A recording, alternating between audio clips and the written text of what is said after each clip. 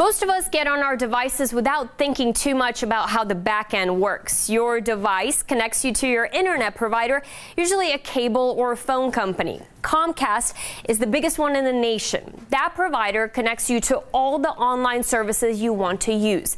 Net neutrality isn't crazy complicated. You're looking at a basic picture of it.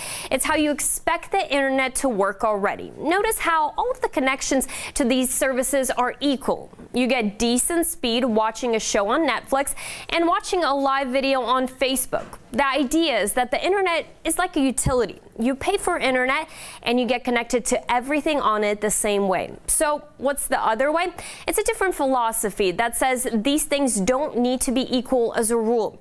Your provider is a business competing in a free market, and it should be allowed to make deals with other companies you use online. One example is called a fast lane. Say Amazon comes out with a hot new show and it wants to pump it out in glorious super high def to everyone. It would pay Comcast for a better connection to you to handle all that data. To help make that happen, providers like Comcast could do what's called throttling. Amazon paid for a better connection, so Comcast might slow down the connection that goes to Netflix or Facebook, for example, because Amazon paid for a better speed to reach you. And the most dramatic extreme is blocking.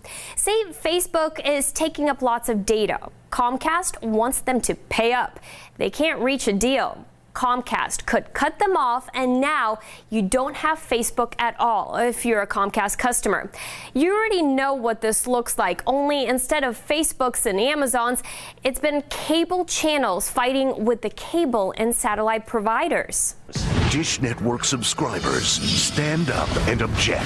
Court TV has been dropped. A big argument for what this new way is that it could encourage new technology like the next super duper high-def 3D total immersion show that Amazon might cook up. A big argument against that, if a new company creates something awesome, it may not ever be able to connect to you because startups don't have piles of cash for a bigger pipeline. So it never gets off the ground. It's a real difference in philosophy with big money on both sides and both claiming to be on the side of freedom. This side claims freedom of competition in the marketplace. This side claims freedom of access to the internet itself.